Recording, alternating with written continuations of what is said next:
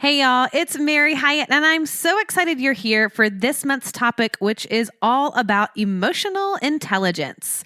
Y'all, we are emotional beings, and yet most of us have no idea how to talk about our emotions, feel them, or process them. But don't worry, we have a whole month to make you an emotional genius to improve your relationships and your life. So let's get to it. Welcome to the Living Fully Alive podcast with Mary Hyatt, here to help you find your authentic voice, learn how to love yourself, and embrace your life. And now, your host, life and mindset coach, body love advocate, and doTERRA Presidential Diamond, Mary Hyatt. Hey y'all, real quick before we hop into today's episode, I am so excited to share a new resource with you that I'm so passionate about. I have created an anxiety recovery kit for you. It's all for free. I'm going to give you 3 separate audio guided meditations specifically around stress and anxiety. And I even have one for panic attacks, plus a specific breathing technique proven to help you lower your cortisol levels and calm your stress and anxiety, plus my favorite essential oil recipes for supporting anxious feelings. So follow the link below or head over to maryhyatt.com/recovery kit, RECOVERYKIT, to snag your anxiety kit as a personal gift from yours truly.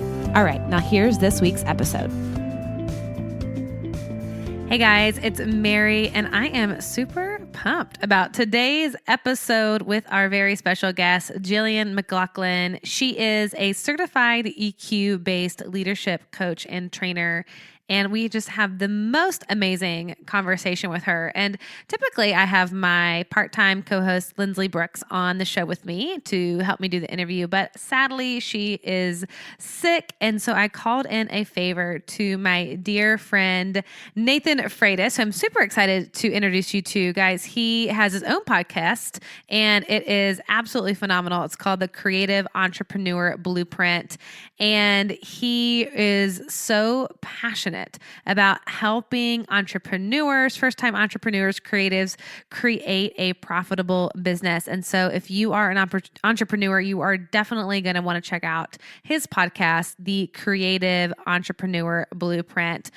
But our special guest, Jillian, our conversation, we go deep into this idea of emotional intelligence. And Jillian, her mission is to help leaders unlock their full potential by harnessing the power of emotionally intelligent leadership to create lasting joy and harmony. She has worked with C-suite executives, management teams, high potential leaders, and she coaches them in the development of high performance and really allows them to create effective and ideal outcomes using the skills of emotional intelligence. She actually trained under and worked alongside Bob and Heather Anderson, the owners of Leading Challenges Incorporated, an internationally recognized emotional intelligence expert and speakers. And she is a mom, an entrepreneur, a wife, a friend.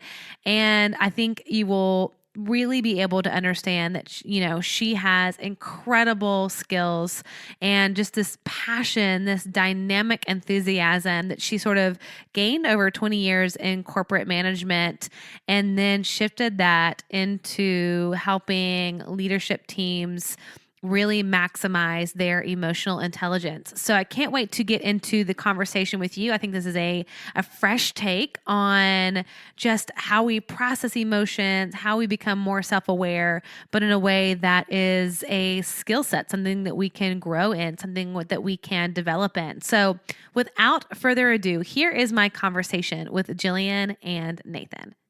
All right. Welcome, everybody, to a very special episode of the Living Fully Alive podcast. Typically, this is when I would introduce my dear co-host, Lindsley Brooks, but sadly, my sweet dear friend is not feeling well this morning. And so thankfully, I have another amazing friend on the show today. Y'all, please give a warm applause in your car, in your kitchen, wherever you might be, to the very famous and dear friend, Nathan Freitas. Wow. Nathan, hi. Hi. Nathan and I are sweet friends from, gosh, it's been just over a year. just over a year. Mhm. Isn't it amazing how you can just know somebody for a short amount of time and yet they're like soul friend? Yeah, it's funny. I'm thinking about like probably the second time we communicated. And I was like, I think I was crying. It was a Marco Polo. I was crying by the fire. I was like, I'm just feeling all these emotions. I was like, we're going to be best friends. Yeah. Vulnerability is like high on the list for Yeah. me, to make sure we can be friends. And you were so vulnerable and it was just so great. That's what happens when you meet in like challenging times of your life. Mm-hmm. But y'all, Nathan, as you heard just a second ago in the intro, obviously has his own podcast and he is perfectly suited for this conversation. But you don't really know anything about EQ, right? No, I don't. That's why I'm excited to be here. I think I come in with a general, I think I'm dangerous. I think I'm aware of my feelings. Yeah. But looking at it through this lens is fascinating. So I'm excited to dig in. Well, it's kind of interesting because on the first episode of this month's topic of emotional intelligence, I talked about the anatomy of emotions. So we got into like the chemistry of the brain and what happens when you have a thought that signals the chemistry to produce an emotion and what that feels like and how we're really feeling oftentimes past emotions. It's like we're rehearsing old emotional experiences. And then last week, Lindsley and I really got into talking about how to be an emotionally mature feeling processor, like going through instead of just indulging in some of the emotions and ruminating on them and letting them spin out of control. And then all of a sudden you're, by the fireplace crying on Marco Polo. That's a bad example. No, I'm just teasing. But like how to increase your maturity around emotions so that you can feel them and use them in a constructive way versus destructive.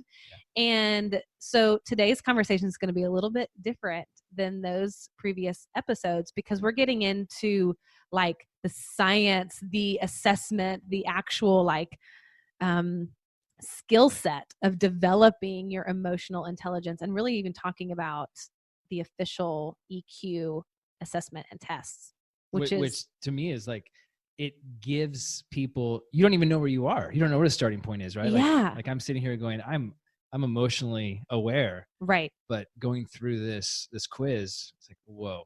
Well, let me just tell you. So I got the opportunity to work with Jillian before today's episode and I did the assessment and then we had an hour-long call where she helped me walk through like my results and where I could improve and what I was strong at. And I have to be honest, I mean, I'm a coach. I've been through decades of therapy. I am constantly working on myself. I've read so many books about emotions. I'm about to embark on writing a book about emotions. And so I was like, man, I'm going to score so high. Like I felt so confident walking into the conversation with her. I thought, this is going to be great. And I was a little surprised and humbled by my results. And I was, pretty average and then above average in some areas. But it just showed me that even though I feel my emotions, I'm aware of other people's emotions, that I have some pretty large areas of improvement, which is encouraging. I mean, I guess I ultimately don't want to be a total expert. I mean, there's always got to be room for improvement to grow. So it's going to be a fun conversation to get into. All right. So let's go ahead and welcome in Jillian. Hi, Jillian. How are you? Thank you so much for having me on the show today. It's a pleasure to be here with you guys. Oh, man, we are really excited. And I know that you bring just so much education and expertise to this and really are, a dynamic woman to talk about this topic. And I'm going to throw this over to Nathan and let's have you start us. So Jillian, we talked a little bit. So as I mentioned, I'm not super familiar with this. I know Mary's had a chance to take the quiz and work with you. So my big question as we get into this is, I'm very curious how you even got started. Where did your appetite for emotional intelligence come from, and what did you do to get to where you are now? Yeah, thank you for asking.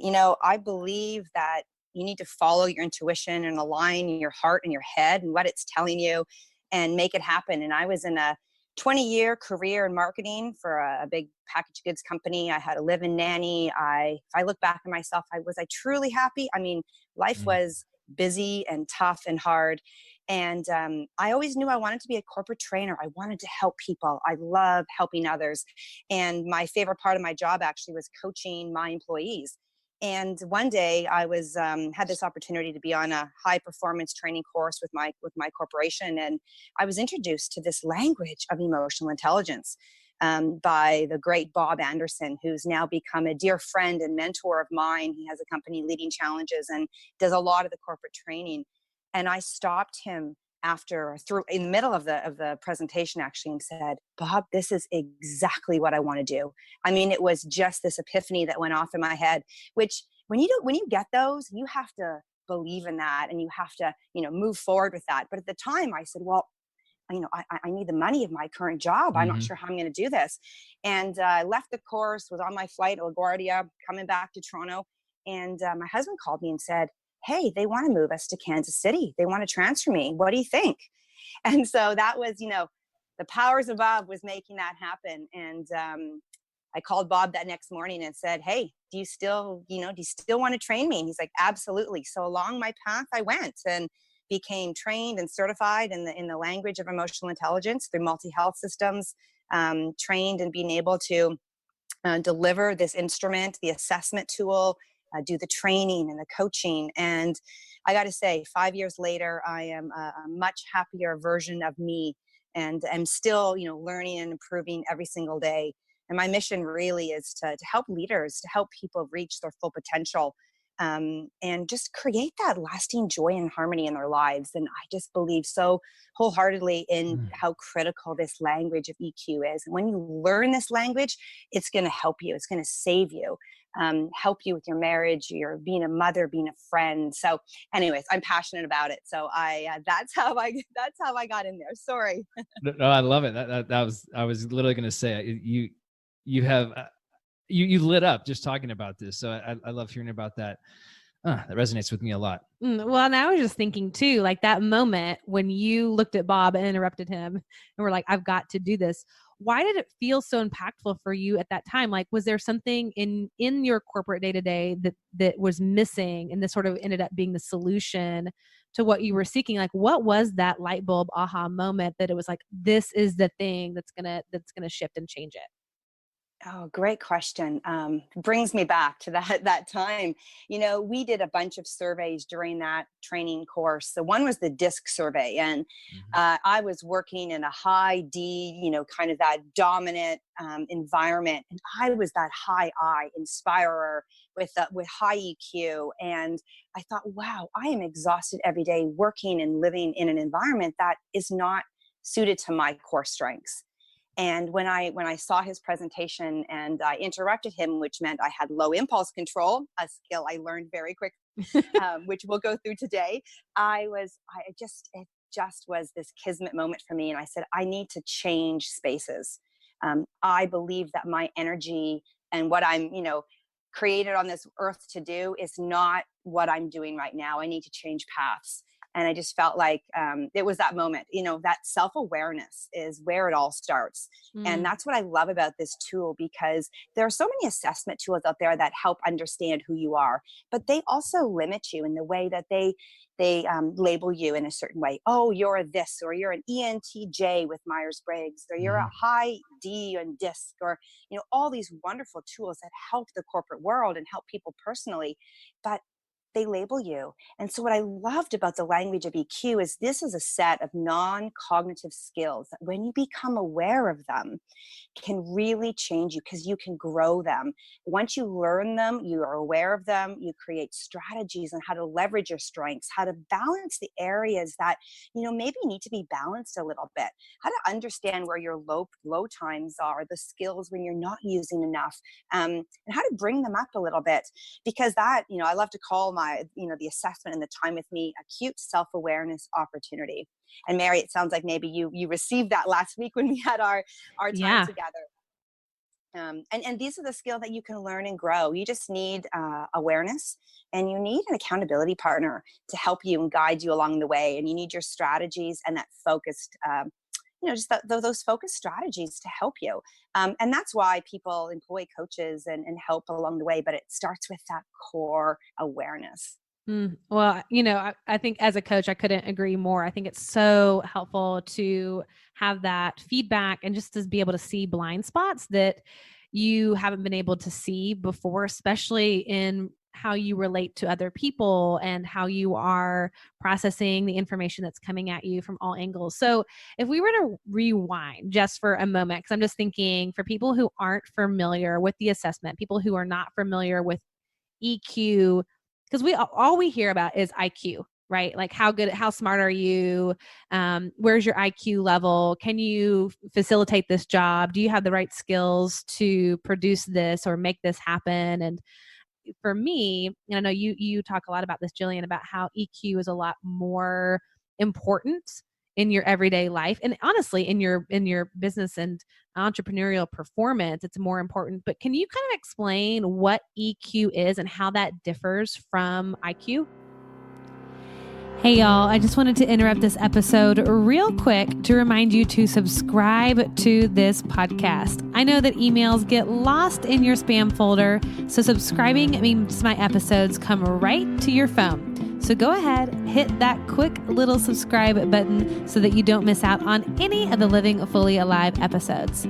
Plus, in addition to subscribing to the podcast, make sure to grab my anxiety recovery kit with 3 guided meditations, 1 amazing breathing technique to lower your stress levels, and my favorite DIY essential oil blends for anxiety. Go to maryhyatt.com/recovery kit. All right, now back to this week's episode. Yeah, absolutely. So our definition of emotional intelligence is just that set of non-cognitive skills. So these are skills that you're not thinking about, that you're using every single day. They're the social and emotional skills that help you understand our emotions, so perceive our emotions, express ourselves, develop and maintain relationships. And really, the set of skills that help us use emotional information in a really meaningful way, that helps us cope with the pressures and demands of every single day. And it's proven through multiple studies that people with highly developed EQ are way more successful in their businesses, in their lives, in raising well-adjusted children, and understanding when their life potentially is off balance. And that's because they're able to perceive and understand their emotions. This is that awareness piece. And it starts with that. How their emotions affect themselves. Do they know their triggers? And then how do their emotions impact others? How does it impact their ability to make decisions, their ability to manage stress? And these are just some of the key areas of emotional self-awareness, emotional expression, interpersonal relationships, empathy, decision-making. These are some of the realms of EQ that I help people assess. So what happens is that when you come in, you say, okay, well, what is EQ? A set of social and emotional skills. But what does that exactly mean? And I just kind of help with the assessment tool to break it down. There are 15 core skills of emotional intelligence, and we can kind of go through a few of them today, particularly maybe, Mary, the ones that were most impactful to you. But it really starts with, like I said, self-perception, because the better you understand yourself, then the better you're able to express yourself. And if you can express yourself well, generally you're going to have more impactful and deep and meaningful relationships with others. And if you have good relationships with others, generally you're making really good decisions. You're making good decisions, you're managing your stress a little bit better.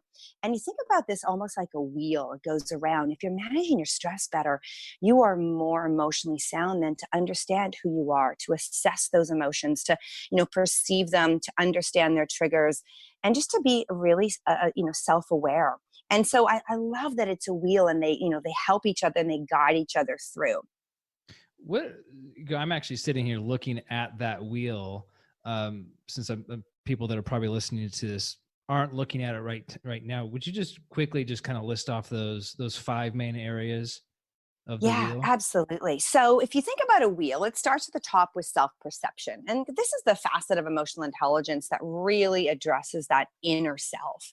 And there's 3 subscales that come under self-perception that really help you understand what that means. And they are self-regard, self-actualization. That's the willingness to, persistently try and improve oneself, to sort of engage in that personal pursuit of relevant and meaningful objectives, and kind of do what you're passionate about. And then the last subscale on that is emotional self-awareness. And these three together are really help you assess your feelings of inner strength and confidence, and just keep kind of, persistence in that pursuit of your personally relevant goals.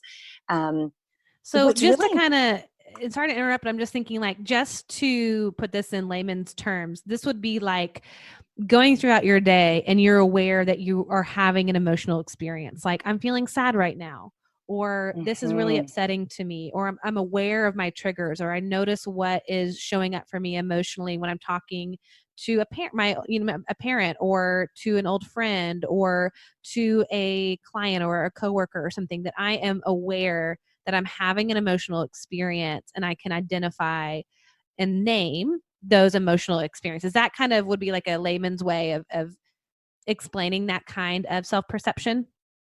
Absolutely. Yeah, bang on. I always love to say that, everyone's heard of the phrase knowledge is power.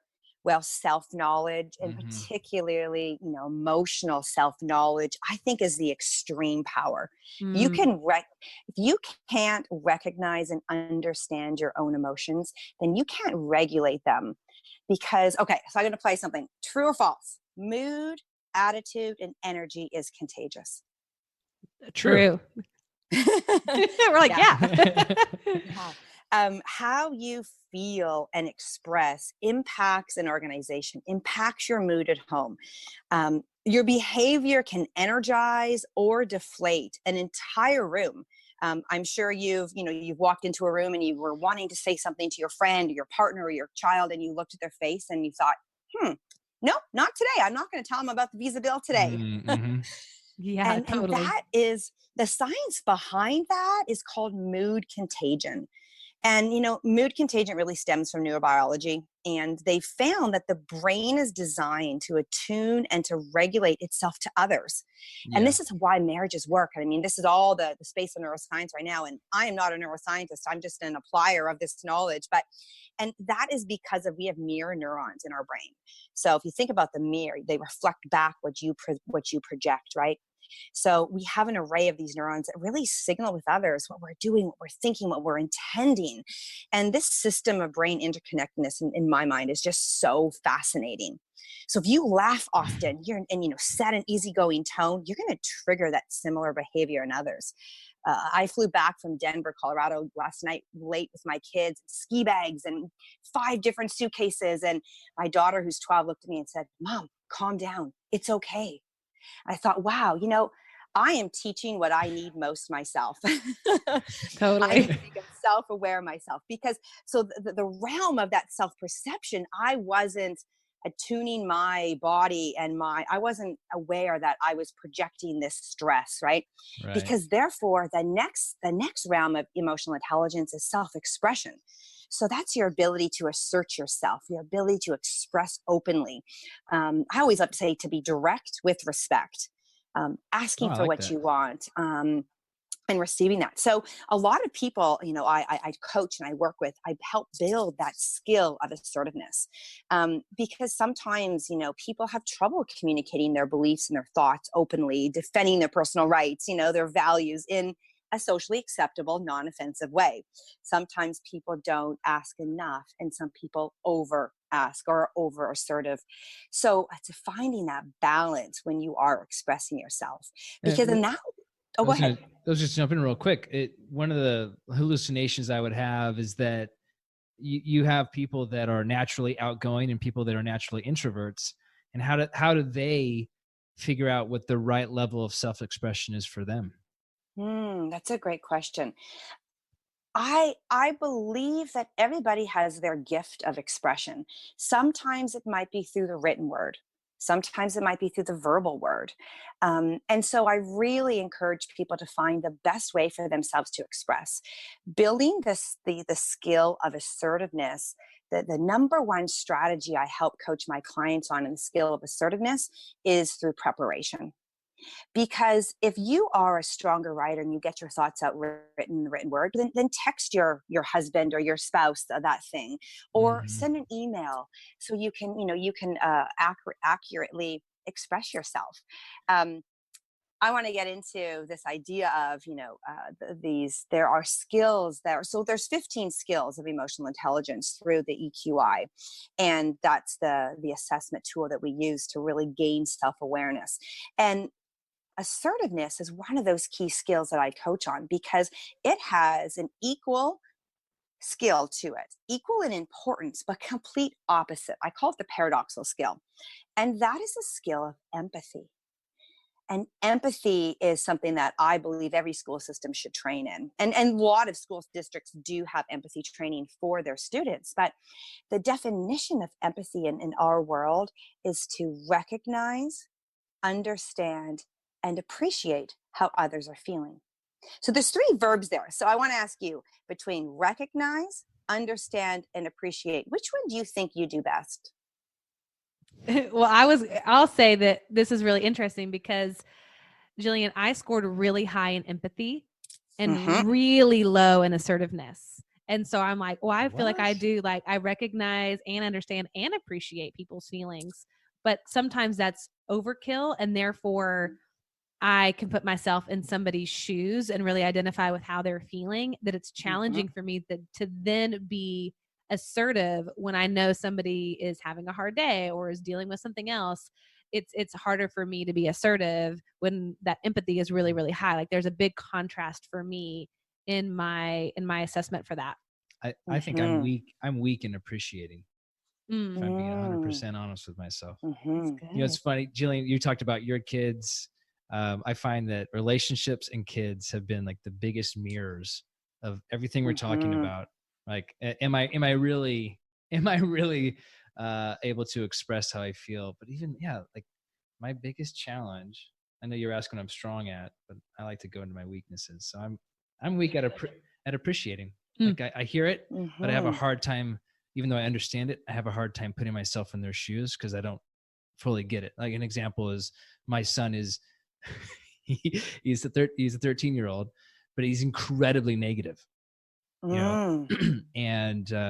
And so when I come in, I'm like, hey, hey, let's write down a little gratitude note, put it in our gratitude jar, and what are you guys grateful for? And hey, let's drop them off to school. Find something that you can be grateful for in the day to day. I love you guys, right? And there's like, oh my God, you're a horrible human, and I don't get it, right? And we butt heads a lot. Anyways, that's a long answer to your question, but That's really, I love that honesty though, because it's so true. It's like noticing the awareness of like, it's challenging to appreciate. Love yeah. that. Yeah. Mm. And part of appreciating, well, number one, it starts with awareness. And then it's understanding, okay, well, what strategy can you start thinking about and focusing on and adding into your daily habits to remind yourself to have, to better appreciate? And one of those great strategies is just asking questions. Don't be the first to assume that you know what they're thinking or feeling. Mm. Ask really thoughtful, open-ended questions. It's funny, I have a 12-year-old who scores lower on optimism than what I would love. And so I feel like part of his It's a good way of phrasing it. part of the language of understanding this critical skill set is that, hey, optimism is one of the 15 skills that I think is the most important. And in the business world, scoring high on optimism sets high performers apart from average performers. Mhm. These business people, these life, I was going to say life partners. My husband has a high score in optimism and he's a successful business guy. And part of the reason is that, he brings that positive mood and energy into the workplace, into the home every day. Mm. And I think when you elicit that laughter to your employees, when despite setbacks, you can still see and be resilient. You see the light at the end of the tunnel. That is, you have that positive attitude and outlook on life. That is one of those key skills that I work with people on in building. So I'm constantly with my daughter trying to build in fact, her word of the year in 2020 is optimism.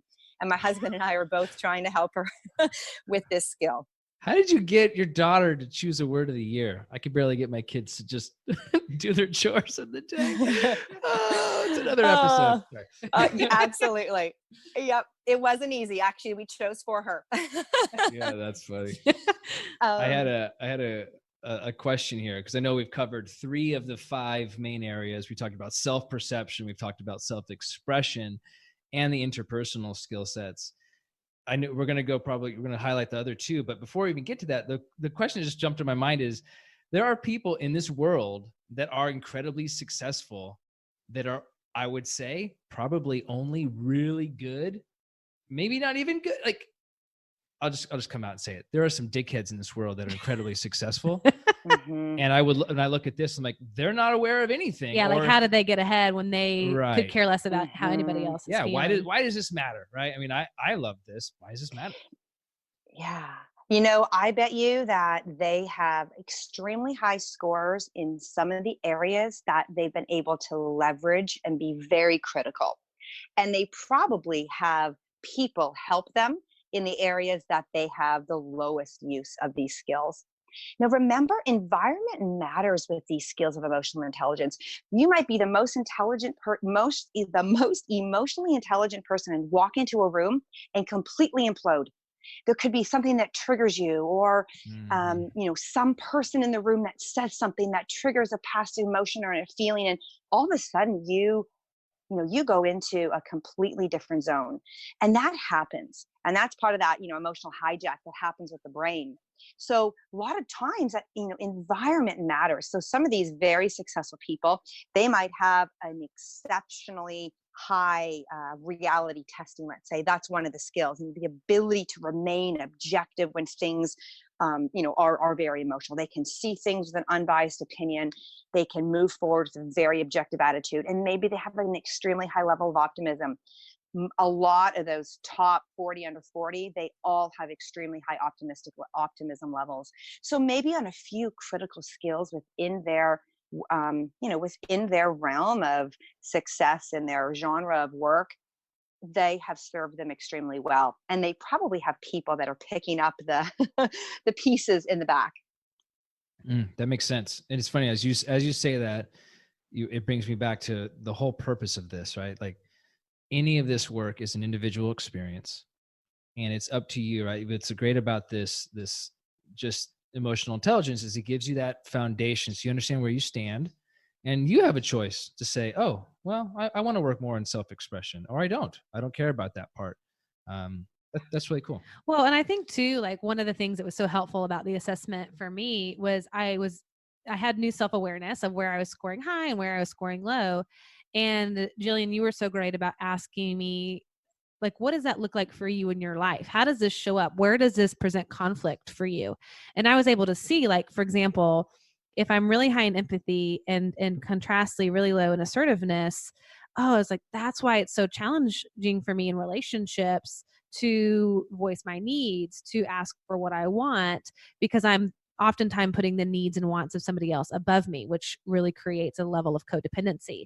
And that creates a lot, can build up to burnout, to resentment in my life. So I was really quickly able to see, like, oh, this causes me pain. And for me, I want to get out of pain and move towards pleasure or fulfillment, or a space where I feel more self-regulated.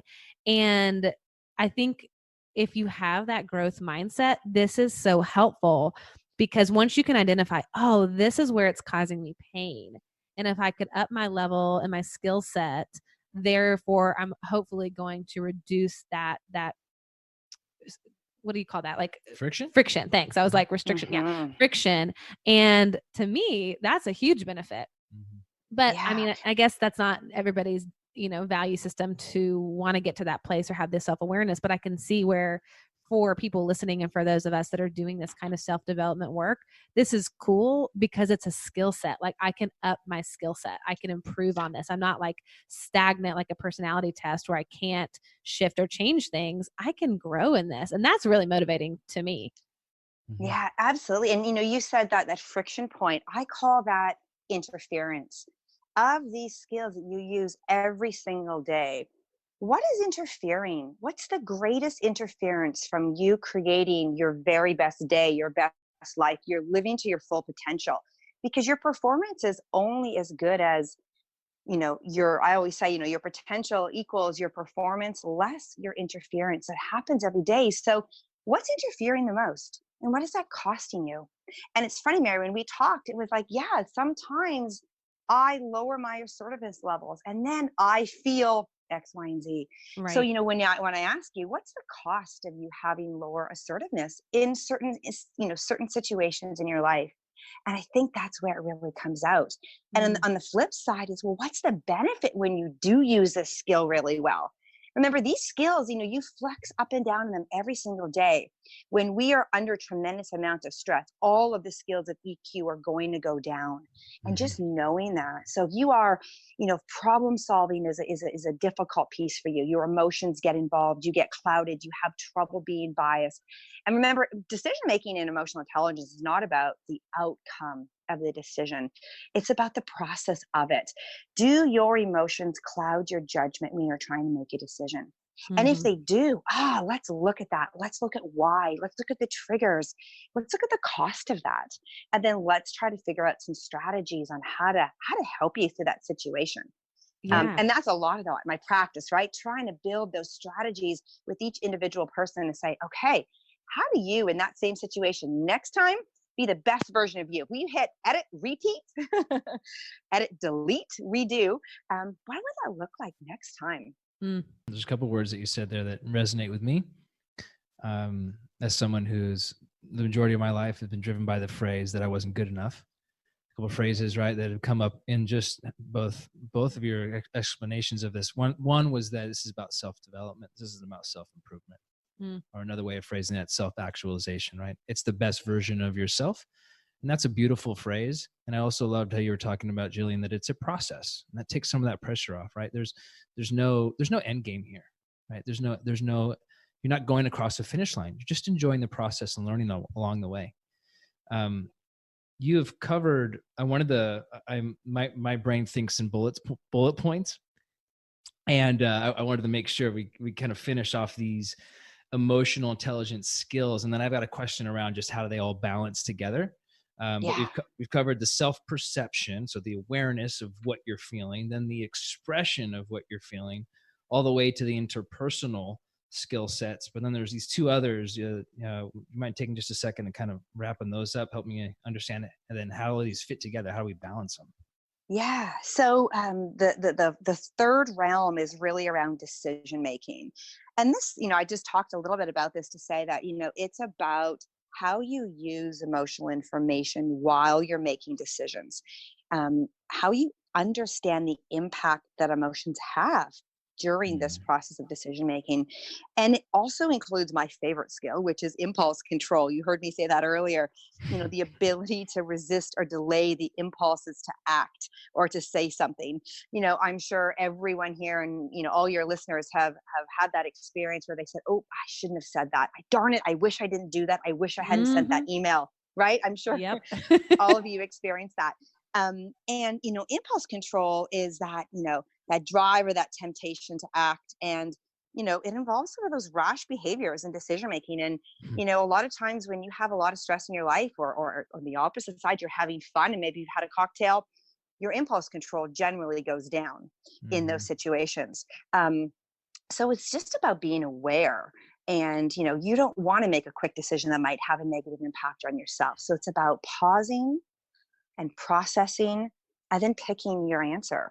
Mary, this is something we talked about. One of my strategies, I call it the 3 Ps. So, you pause for a minute, and then you process what is, you allow your brain to catch up. So remember, we are emotional before we are rational. The way the synapses happen in our brain, they come up our brainstem to the old brain, and it's, fight or flight, because it's safe or danger. That's the primal brain, right? Then it comes up to that midbrain, which is your limbic system, your emotional centers. And that's, a lot of times I personally react emotionally because I don't allow my impulse control so low that I don't allow those synapses to get up to that new brain, that prefrontal cortex, where that rational thinking is. So taking a moment and just being aware of, where you are in these skills or in the moment, and just pausing for a minute and then processing that. Yeah, what am I, in the decision-making realm? how are my emotions clouding my judgment? What should I be thinking about? Do I need to ask someone some questions to get out some answers, to, help me see a different side? And then, pick your answer. Now, on the flip side, guys, what's so interesting is I have a lot of clients who have very high impulse control. They're not making any decisions quickly. Oh, They are interesting. ruminating about it. They're thinking about it. They're all going through all the alternatives before they make decisions. And, how do they look in front of their colleagues and their bosses? They look like they're indecisive. They look like they can't make a decision. So for every high use skill, there's a watch out. And for every low use skill, there could be a benefit. So it's about how to bring the balance into those situations. So I love when I can work with clients where maybe their whole families have taken this assessment and they talking the same language. So my husband will say, okay, Jillian, impulse control. I'm like, yep, impulse control. Like my daughter at the airport last night. Okay, mommy, self-awareness. It's okay. We're through the security line. So that's a little bit about decision making. The next piece was stress management. That's the fifth realm. And Before you jump into stress management, can I jump in real quick? Oh, please. Yes. This is my low impulse control. No, this is great. I wanted to give there was something that, as you were talking about decision making and talking about that impulse control, a couple of things resonated with me. Mary knows this, Jillian, you don't. I went through a really painful divorce about 2.5 years ago. And that divorce was just this wonderful catalyst for impulse control for me. Yep. And what was interesting too, the reason I bring this up is what I realize is, and I encourage anyone listening to this right now, one of the things that helped me is as you go through, as we're talking about self perception and expression and even the impulse control, there needs to be a level of, what's the word I'm looking for, Mary? It's like you're not too hard on yourself. Yeah. Critical self-criticism. Yeah, you need to give yourself a benefit of a doubt, right? I think the natural thing is, oh, I'm feeling sad. And I think as a human, especially as a man, it's like, oh, you're weak. Yeah. You have like judgments on the emotional feeling. Yeah. So I think that's an important thing I know it's not the skill set per se, but as you're going through each one of these steps, I guess my realization is if I give myself a little bit more grace, that's the word I'm looking for, a little bit more grace. Because I ended up, what I found by doing that is not only did it help me realize the emotions, especially like when you're going through like divorce proceedings, you're trying to divvy up money and the time like they spend with each parent. There's a lot of emotions that go into that. And I would do those 3 P's, not intentionally, but my thing was like, I'm not going to make a decision from a place of anger or fear. I'm going to make a decision from a place of love. And so sometimes that might take a week for me to process. So. And you are so self-aware. I just love hearing your story because, you said process from a place of love, and that emotion of happiness means, you're gaining something of value. And so how can you sometimes pause and say, how can I bring it back from the negative emotions that are all around me and flip it to the positive? And, that takes practice and work. And it takes awareness and being intentional about doing that. And I think what happens then is that will help build up your self-regard. People that have very high self-actualization, they have very high expectations of themselves. They're drivers. They want to achieve more. They want to pursue everything that's going to make them happy. And I have that, Mary, you have that. And I think these people who have such high self-actualization skill, they forget to stop and celebrate their successes. They forget to pause and say, oh, you know what? Thank you. I'm grateful for this, because that then feeds their self-regard. And a lot of times we need our self-regard fed every so often, but we're almost our own worst culprits because we don't stop and pause and remind ourselves, yeah, good job on that. Now we're going to celebrate and we're going to move on to the next thing. But let's have a self-regard boost every so often. Yeah. I love that. Well, Nathan, you and I, we're going to start celebrating all of this when we have like great self-awareness. We're going to celebrate and go, good job. You paused and you processed before you picked your reaction. I love that. Jillian, will you take us into the final 5th spoke of this emotional intelligence wheel? Absolutely. So, and that's stress management. And the thing I love about this particular assessment, the EQI that Multi Health Systems does, is that they've included this stress management. And these skills are flexibility, stress tolerance, and optimism. And I just love, I mean, I said before that, people that have high scores in optimism are the ones that throughout life are going to be more resilient and more successful. And if there's any skill that any of us can build, even if you have a high number in it, a high score in it, it's that skill of optimism. It's having that positive outlook on life and remaining hopeful and resilient despite any setbacks. And that's that idea of, understanding your emotions, your feeling, and the triggers, even if they're negative, and allowing yourself the time and the processing space to say, okay, I understand this. And the next time I'm going to improve, and next time I'm going to get better. I'm going to, change my mindset at the moment and get into that positive emotional space versus the negative emotional space. And that will help you manage the stress. I mean, stress tolerance is a critical skill. And, that's that skill that involves coping with stressful situations and believing that you can manage or influence that situation in a really positive manner. And, sometimes I have low stress tolerance sometimes. In the airport yesterday, I was scared to miss my flight and my stress tolerance was low. My husband on the other side has very high stress tolerance. And you don't know when he's stressed until all of a sudden one day he cracks. And I think people that have really high stress tolerance, especially when they're, mothers at home with their kids, it's stressful every single day. People with big jobs or even just, regular jobs that are dealing with stressful situations at home, at work, it's about actively developing your coping strategies so that all of a sudden you're able to continue managing every single day and that you don't crack, so there is that watch out. Even if you have a very high score on stress management, it's about managing it through exercise, through, getting outside and getting that fresh air. I always say the worry-free zone. What's your worry-free zone? Where is that? That place for me is walking my dogs. I go outside and I walk my dogs, and that's my worry-free zone. And I kind of get it all out. Pick your worry-free zone, because that's going to be a great coping mechanism to helping you manage your stress. And that stress management composite is really, really important to then helping you, but going back and understanding yourself and being aware of yourself. So you can see then how that builds the wheel, right? Because if you are not aware of your emotions and how you're feeling, then you can't regulate them. You can't help how that impacts others. So that's how it goes around in that circle. What is Mary had mentioned this to me. She talked a little bit about this happiness index, and I got a little bit of it, but I'd love to hear in your words, what is the happiness index and how do you apply that to these 5 main areas of skill sets that you just walked us through? Yeah. This is my favorite page of the report. So the report is 19 pages, all chock full of information that's all about you. You read it, you think, wow, that sounds like me. I asked Mary the question, does this sound like you? Yes, this sounds like me. And so the last page of that report just kind of gives you this awesome outlook of your own personal happiness. And it's comprised of 4 skills. And the first one is self-regard. The second is interpersonal relationships. The third is that self-actualization. And the fourth is optimism. And those 4 skills together make up your total happiness. And if you think about them, how you think about yourself, I always ask my clients, what's the one thing that's great about being you this week? What's the best thing about being you this week?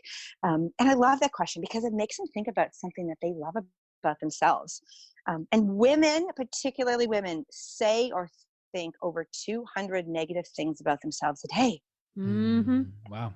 And how can we create a world when we're thinking positively and have optimism and teach our daughters and our, friends and our, be excellent role models when we're constantly thinking that ourselves? So building up our self-regard is a critical skill in EI. And I think that's so important. How do you build that up? I'm having this conversation last night with my daughter, who's sitting there and telling me she doesn't like herself. And it's like, and it's one of those things where despite she'll look at me and she's like, I know you're going to say those things, Papa. I know you think I'm beautiful, or I know you love me, but that's because you're my Papa. It's like, how do you, it just makes me want to cry. Oh, it's the sad, like, how do you love on these humans? So I'm imagining that even though she's 11, a 32-year-old woman, a 50-year-old woman is probably thinking similar things, but maybe even less willing to share it. I'll tell you right now, we are. Yeah. One of the number one strategies is to really conduct a little self-regard inventory of yourself.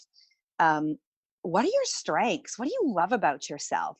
Ask your most loved people around you. Ask your partner, ask your kids, ask your girlfriends.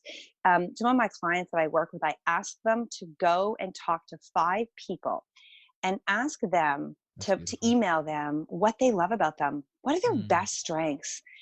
Sometimes we have our own blind spots, right? We can't see sometimes the forest for the trees. We can't love ourselves, as much as others can see those positive strengths in ourselves. And asking others, when's the last time you've done that? It's such an uplifting, incredible thing to Mm. do. I've actually done that. My partner Bentley, he had me walk through that, and he just said, "What do you love about yourself? What's great about yourself?" Mm. And he didn't let me get away with like shallow answers, and he kept asking the question, "What else?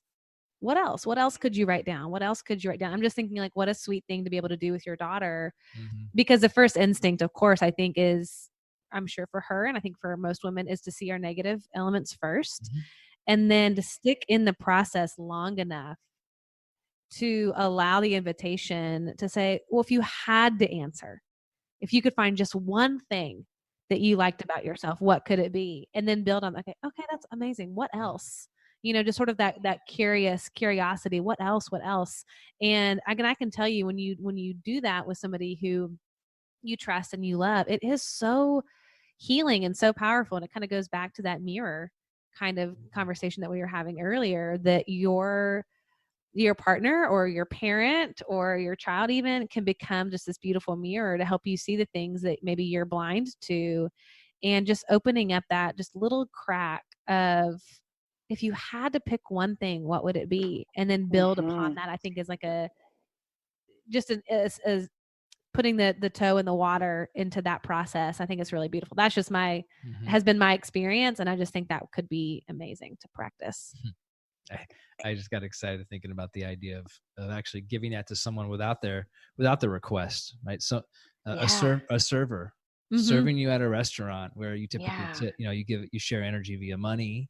Yeah. But how cool would it be to say, hey, I wanted you to know that the way you handled yourself, I thought was pretty badass. Yeah, totally. Just wanted you to know Oh, that. I love that. That's so good. I try to do that as much as I can to servers. So, people who are in jobs that are constantly being pulled down. The Yeah. airport is a phenomenal Right. looking glass for people, especially if their flight's delayed, and people who implode on, the poor customer service rep who's just trying to do their job. And so I always try to go up to them after and say, hey, you are doing a phenomenal job. It's not your fault the flight's delayed. Thank you for helping us reschedule.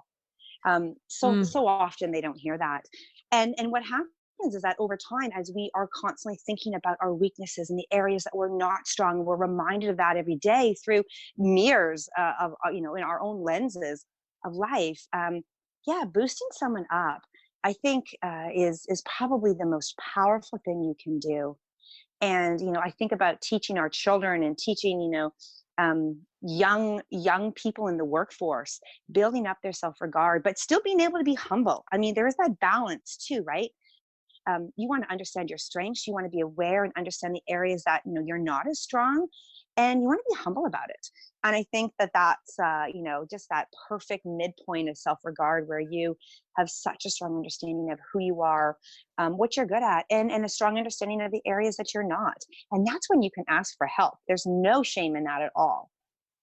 that's so true. And I love this conversation so much, because I think it gives us permission to be curious about Hmm. how we respond, where our triggers are, where we're naturally strong, where we're naturally weak. And it just gives us too the permission to grow in all of this. And I think that this is obviously, if it's the first time that you're hearing about this idea of the official emotional intelligence, and it's new to you as a concept, and obviously we've thrown just a wealth of information at you today, to me it's like, take and digest, and then just know that this is a process. And I know that, Jillian, this is something that you've been doing now for 5 years, and I'm sure that there are things that there's still left to be discovered in your own journey through your self-regard and self-awareness and how you handle stress and all of these different areas in your life. And I'm just curious, as we kind of wrap up and think about the person who is listening, Jillian, where do you think is,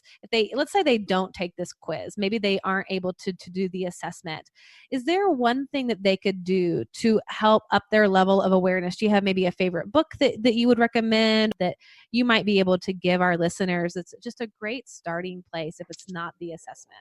Yeah. The authors who wrote the assessment wrote a book called The EQ Edge, and we can tag it in your bio. And it's a great book that has chock full of strategies, how to manage through these 15 skills. But I would say at the heart of it all, knowledge is power. And just open up that awareness every single day. Watch yourself through the lenses of times when you are your best self, and think about the skills that you're using at that time. Were you kind of that balanced out between, we talked about that skill of assertiveness and empathy, Mary, right? And so I think skills need to balance, and when you are in great balance and alignment, you're using these skills at the best of their abilities. And when things are out of balance, I think you're going to feel that. And so I would say listeners focusing on that self-awareness, thinking about, those areas in your life where emotions affect you most, and then keeping your optimism level high. And I love that, we talked a little bit about gratitude today, and that's another, little tactic to do to keep that optimism level high within your own personal life, within your family life, within your work life. It's so powerful just to start thinking about how this plays into relationships and in work and personal relationships and children relationships and spousal relationships. I mean, it's just fascinating. And it's hopefully in this conversation, you've been able to really begin to see like, oh, I respond this way, or I'm probably high in this or low in this, or that feels natural, or that feels always awkward for me. And I mean, from a personal standpoint, having done the assessment, having gone through the hour coaching call with Jillian, I highly, highly recommend doing that. It is like seriously fascinating, 19 pages of just incredible information. And I feel like I have insight that I never had into how I process emotions and how I respond to people. So I highly recommend taking the assessment. And Jillian, I know that you have a special offer for our listeners, for them if they want to take the assessment and if they want to go beyond just reading this book, and tell them what is available just by listening to this podcast that they get by doing this assessment through you. Yeah. So the assessment, the EQI 2.0 is, and let me just say, Mary, like you said, it's only a 10-minute thing. It's really quick to do, but the information it gives you is such a wealth of an acute self-awareness opportunity. And the value of it is $450, but I would love to offer your listeners $100 off. So $350. And I know that's high, and I know that's an investment, but I think, and I know that learning this language is so critical in how you maintain and develop all of your relationships. And the world is run by relationships. I mean, interpersonal relationships are number one in my mind. It's my EQ superpower. It's the thing that drives me the most. And I would love to offer all the listeners $100 off.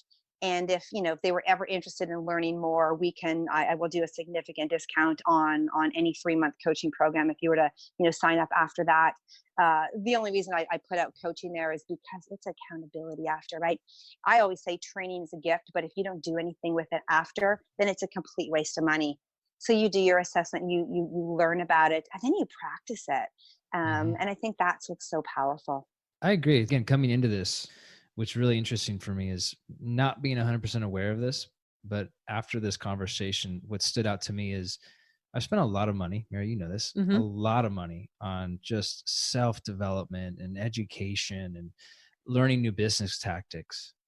But regardless of what knowledge I have, if I can't share that in an emotionally intelligent way, it's pointless. Yeah. So it's like that to me is, and by the way, does that discount apply to co-hosts? Absolutely. He's like, yes. Perfect. Yeah. So we'll link to Yeah. that and we'll give you the coupon code and the links to this show. But Jillian, I just want to thank you so much for being on the show today. Mhm. This was such a high level conversation. And I think one that is going to just whet the appetite for everyone to want to go out and learn more about themselves so that they can be better in their lives, their relationships, their business. And I just so appreciate you for being on here. And tell our listeners where they can find you and stay connected to you after this episode. Yeah. So, hit me up on my website at McLaughlinMentoring.com. My last name is spelled like Mclaughlin. So McLaughlinMentoring.com. And you can reach me on my email at Jillian@McLaughlinMentoring.com. And I know it's a Awesome. hard last name to spell. So No, that's great. We'll link to it all. You'll be easy to find. And just thank you so much again. And Nathan, oh my goodness, thank you for stepping in and Heck being an yeah. amazing co-host. Guys, what an incredible episode today. I'm excited that we've got one last episode in the series of Emotional Intelligence next week, where I am going to help walk you through how to go through the process of feeling and processing your emotions. So make sure to tune in next week for that episode. But y'all, the purpose of life is to be grateful, to be great, and to be full. We will see y'all next week. Bye-bye. Hey, y'all. Thanks so much for listening to today's episode. I hope you got some amazing nuggets to take home and start implementing into your life. And if you're looking for the show notes and links, head on over to maryhyatt.com/show. And if you loved it, why not bring your girlfriends along this journey of becoming fully alive with you? Just give a quick share of this episode to your social channels and enjoy those debriefing convos with your besties. Thanks again, and I can't wait to connect with you next week.